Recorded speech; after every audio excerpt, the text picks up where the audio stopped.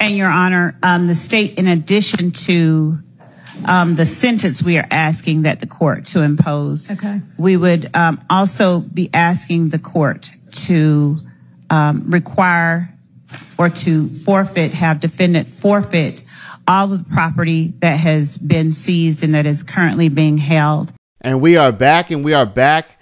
Go ahead and hit that like button, y'all. You know it helps us out, and it only takes the minimal effort from you, just a flick of the finger. You help us out tremendously, and you help yourself out by helping us out. Now, today what we're going to talk about are all the stipulations that were placed on Young Thug by Judge Whitaker when she let him go home a couple of days ago. First, what we're going to do is show what Brian Steele requested. And you're going to notice that certain things he requested, Judge Whitaker did not go along with. Like, for example, you're going to hear him request house arrest for Thug, and Judge Whitaker did not place him under house arrest. Same goes for wearing an ankle monitor.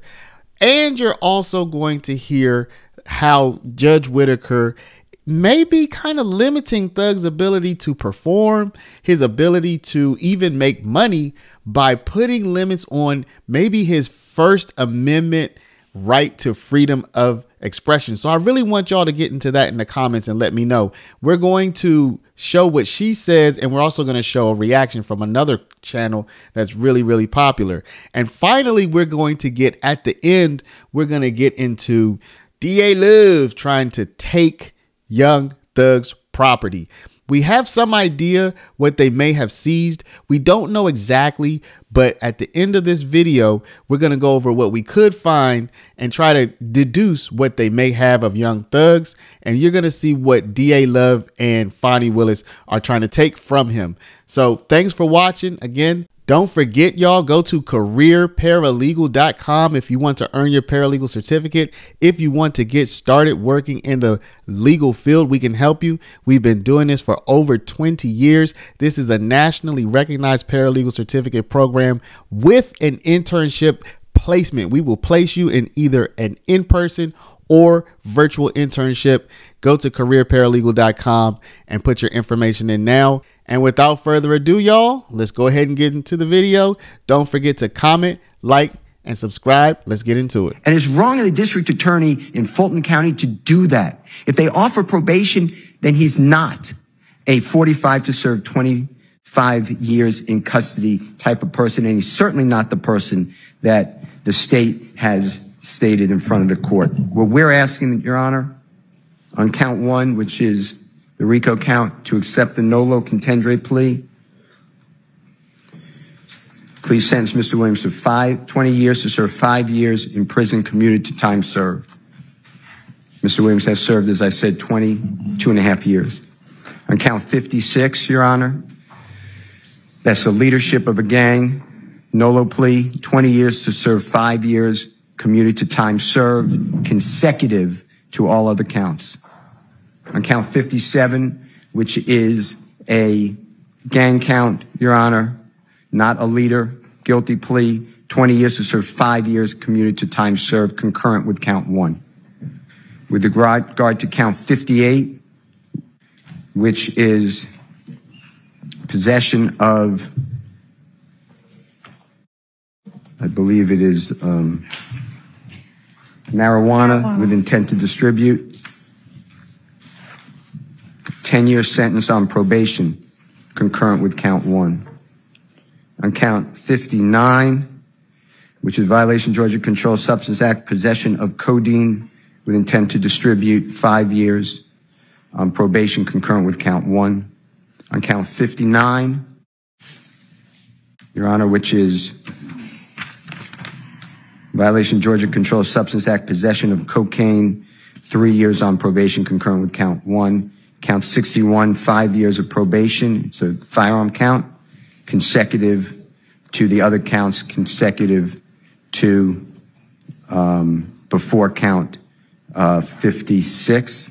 And then count 62, 10 years to serve commuted to time served. That should be a total sentence, Your Honor, that we are respectfully requesting the court to consider. I believe it's 45 years to serve 5 years in prison, commuted to time served, 40 years on probation, credit for the time already served and community time served. As I said, after 3 years of probation, the probation becomes non-reporting, and after successful completion of 10 years on probation, the balance of the sentence be terminated. Mr. Williams asked the court for house arrest for 3 years as part of the sentence, but house arrest specifically defined that Mr. Williams will be in his home or at any lawful employment, touring, studio, performance, business meetings, and the like. Wear an ankle monitor for the first year and pay the costs of same, and the company must be approved by probation department, and the ankle monitor to be affixed within 10 days of hopeful release from custody.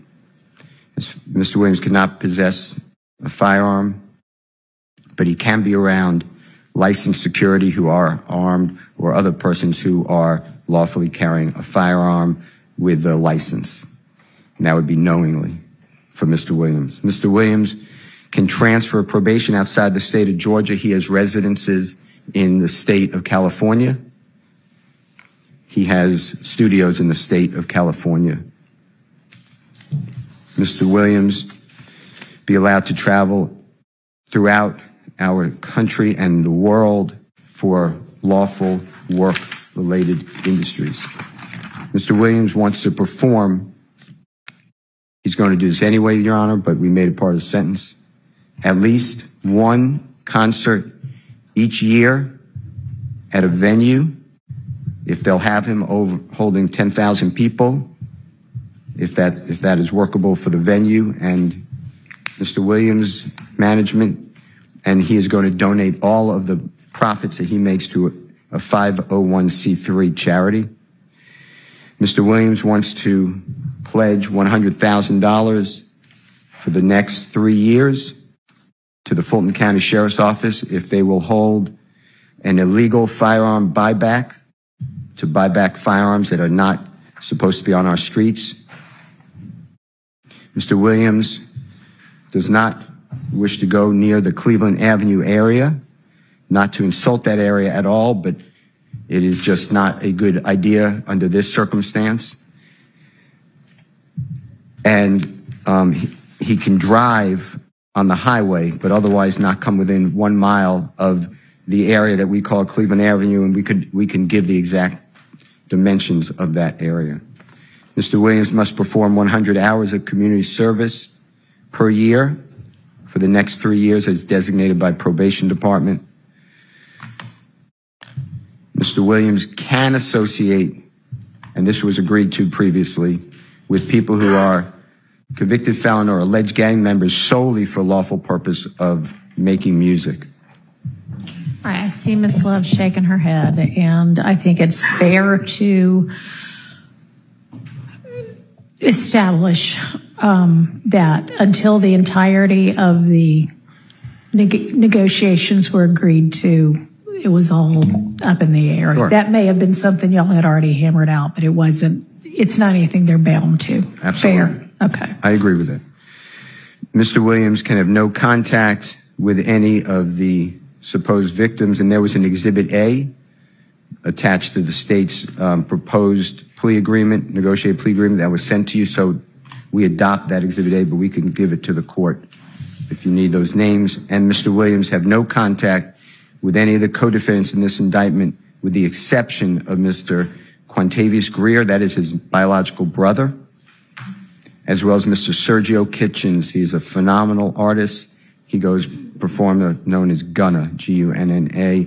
Mr. Williams and Mr. Kitchens are contractually obligated, and they frequently perform music together. Your Honor, any other conditions that this honorable court deems appropriate?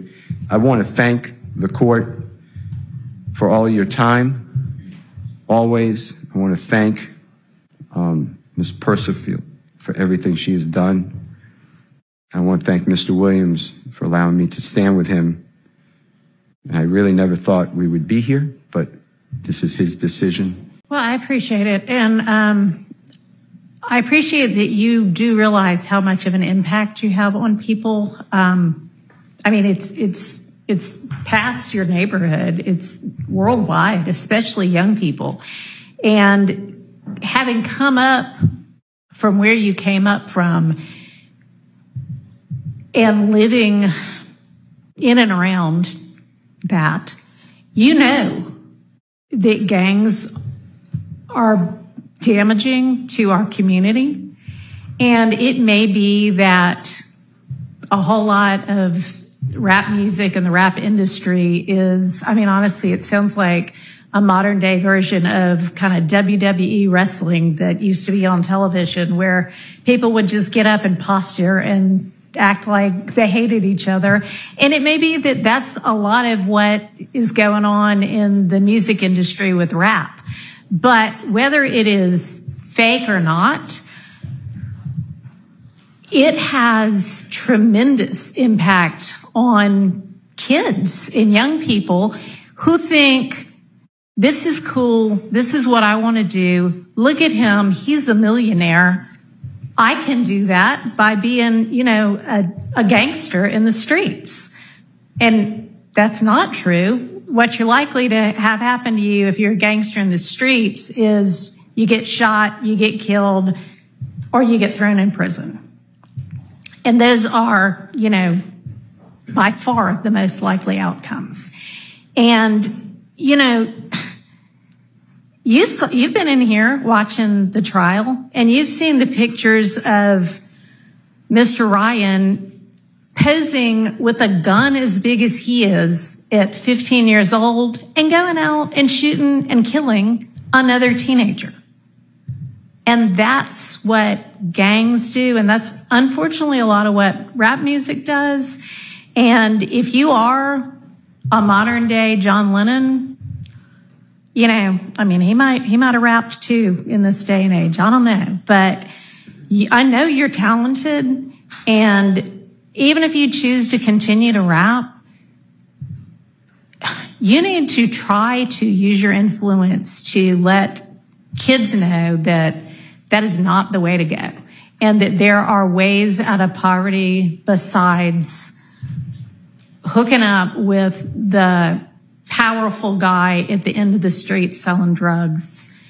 And, you know, I know that happens for protection sometimes, but a much better way would be getting an education and setting, you know, hanging around with people who set a good example. And you be one of those people that sets a good example. I mean, all right, so that's my high horse on that. I could also go on. But I want you to try to be more of the solution and less of the problem. All right? All right. So it is not lost on the court that the state, had they been able to come to agreement on certain special conditions, was willing to entirely dismiss the RICO count, was willing to entirely dismiss one of the gang counts, and was willing to entirely dismiss this, you know, machine gun count. Was willing to give a sentence that permitted Mr. Williams to walk out of the door today, and therefore does not seem to be particularly worried that Mr. Williams, if on the streets, would be a danger to society. I'm taking that into consideration in crafting my sentence. And in permitting a NOLO plea to the RICO count and one of the two gang counts, I would not be permitting the NOLO to the one if you were not pleading guilty to at least one of them. But you are, and y'all admit a factual basis for the counts that you are pleading guilty to. I find there to be a factual basis for those counts, and for the remaining counts with which you are charged, I am going to impose a sentence, and I've taken a little bit of the suggested special conditions from the defense and a little bit of the special conditions suggested by the prosecution. On count one, the court sentence is 20 years to serve 5 years, commuted to time served, the balance of 15 years to be probated, and a $25,000 fine. On count two, the sentence is 5 years to serve, commuted to time served. That's the minimum sentence that's permitted on that count. It is required to be run consecutively. I'm going to run it consecutive to count one, but I am going to backload. Oh, I'm sorry. That is not commuted. That is 5 years to serve, and it's going to be run consecutively to count one, backloaded, by which I mean after you serve your 15 years of probation. If you have been successful on that probation, and I sincerely hope that you are, then at the end of that 15 years, I will commute the entire rest of any service portion of your sentence to time served. So I'll get to the end of it and give you the total sentence. But I'm also going to impose a $15,000 fine with regard to that count. Count 57. 20 years to serve 5, commuted to time served, the balance of 15 years probated, concurrent with count 1. Count 58, 10 years to serve 5, commuted to time served, balance probated, concurrent with count 1. 59, 5 years to serve, commuted to time served, concurrent with count 1. 60, 5 years to serve, commuted to time served, concurrent with count 1. Count 61, 5 years to serve. That is required to be also a consecutive sentence, so that's going to be run consecutively to count 56 and backloaded. Count 62, 10 years to serve, also required to be served consecutively. That's going to be consecutive to count 61, also backloaded. So essentially, the total sentence is 40 years to serve the first 5 years in prison, but commuted to the time that you have already served, followed by 15 years on probation, followed then by the backloaded 20 years, which can be served in custody and will be served in custody if you are not successful on your probation. If you are successful in completing your 15 years probation, that will be commuted to time served.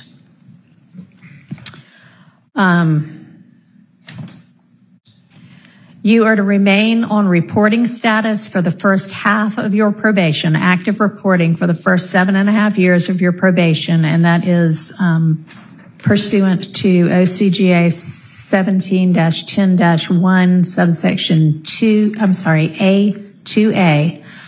And Mr. Steele and Mr. Adams, in order to keep him on reporting status, there needs to be good cause shown. We all concede that good cause is shown here? Stipulate. All right, I appreciate that. Special conditions of your probation. What good cause? What do you mean? Can I have a second, Your Honor? Sure. Let the judge. Thank you, Your Honor. All right. You had enough time to talk with your attorneys? Yes, sir. Okay. All right, special conditions of your probation.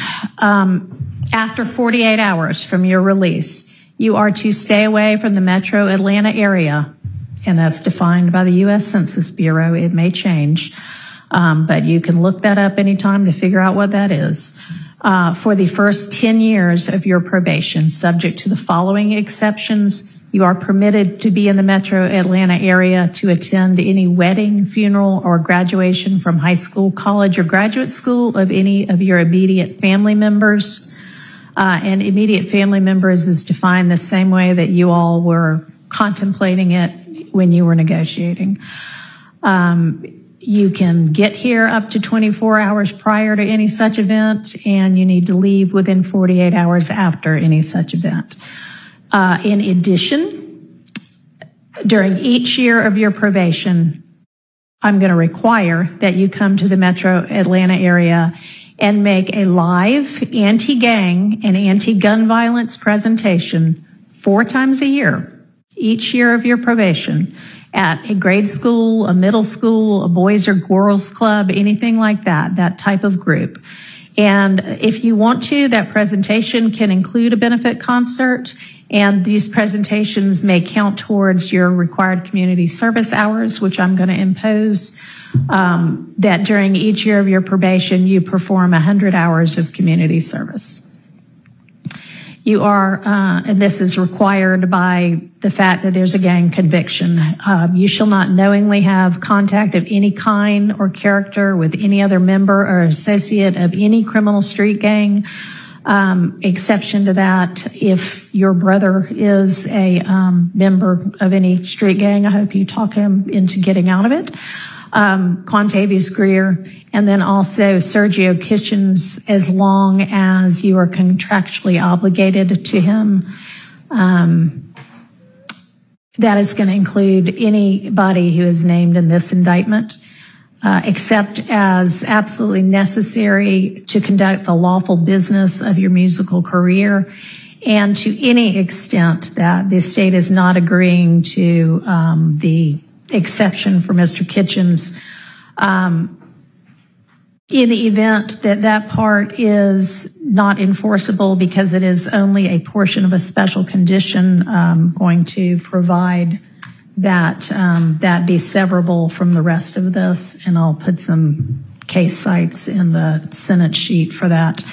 You are in no way to promote any criminal street gang or any criminal street gang activity, including on any social media platform.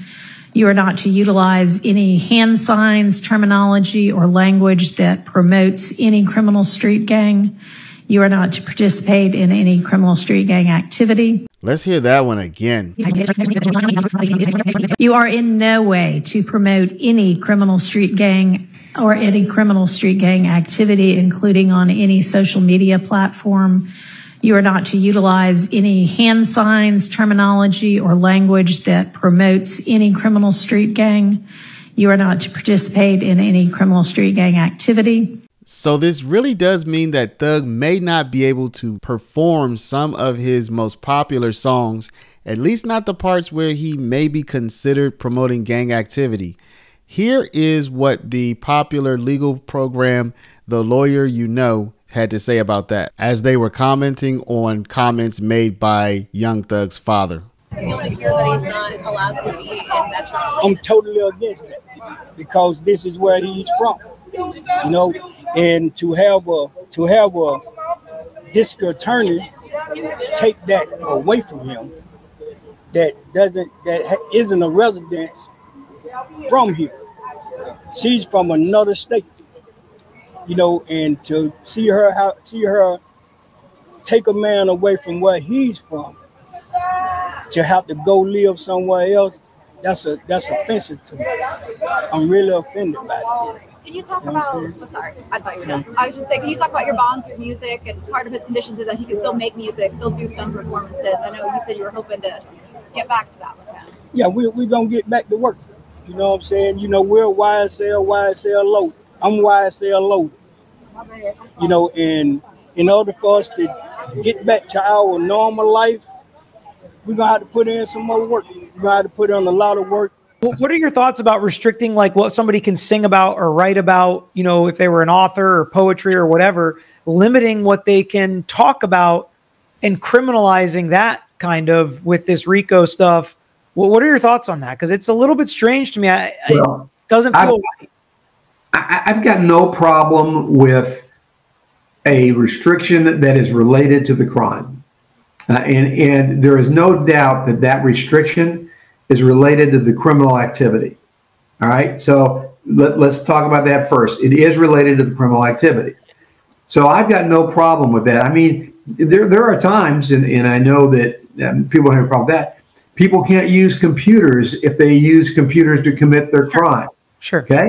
Well, I mean, in this world, can you imagine not being able to use a computer, not being able to use a phone that has the ability to do Google searches? But the judges do that all the time. They restrict your ability to communicate.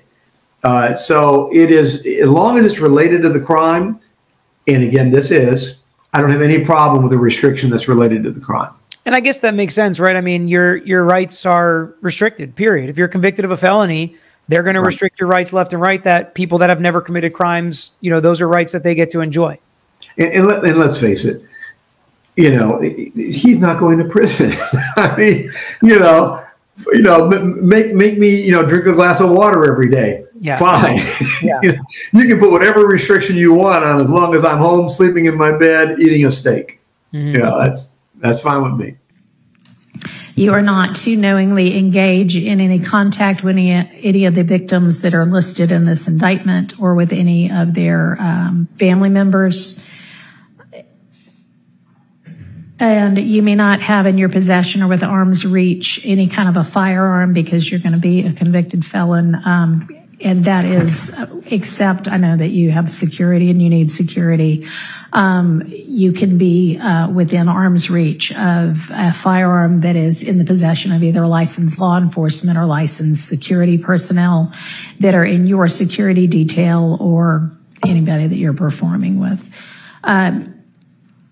You are to submit to random drug screens and not use any drugs unless they are prescribed for you by a licensed physician. You are to execute a Fourth Amendment waiver that will permit the search of your person, residence, vehicles, and electronics for any firearms, any criminal street gang paraphernalia, or any illicit drugs. And as I mentioned with regard to one of the first of your co-defendants from this trial, at least since I've been involved, to plead guilty, our Uniform Superior Court rules instruct and provide that it is absolutely proper for a judge to grant leniency in sentencing when, quote, the interests of the public and the effective administration of criminal justice are served, unquote. And I think that this plea is in the interest of the public and in the interest of effective administration of justice. Have been trying to ensure that to the extent I can, this trial also abides by that. It's been challenging at certain times. I find your plea to be freely, knowingly, intelligently, and voluntarily entered with an understanding of the consequences, and I accept it as such. I also need to inform you that your attorneys were going to represent you through either the last day of this term of court or 30 days from now, whichever is later, and any of the filings that were mentioned that need to be filed within that time, they would file on your behalf unless they are permitted to withdraw from representing you before that time. I am not going to impose the conditions suggested by your counsel about the benefit concerts and the donations to the sheriff's office, but I certainly strongly encourage you to do those things and to do and continue to do things that benefit your community and especially help young people to stay out of criminal trouble. And unless there is anything from counsel other than that. I have one matter, Your Honor. Okay, and does the state as well? Yeah. Your Honor, with regards to Mr. Williams being permitted to come to the Metro Atlanta area or Cleveland Avenue area for funeral or the other items, right? Can you also consider, God forbid, there's a serious medical condition of a person that in is his immediate family? Certainly, we can add that. And I also meant to mention, because I know you do travel all over in order to pursue your career, that it's permissible for your probation to be transferred to out of state, and that has to be done through probation, but that is fine with the court.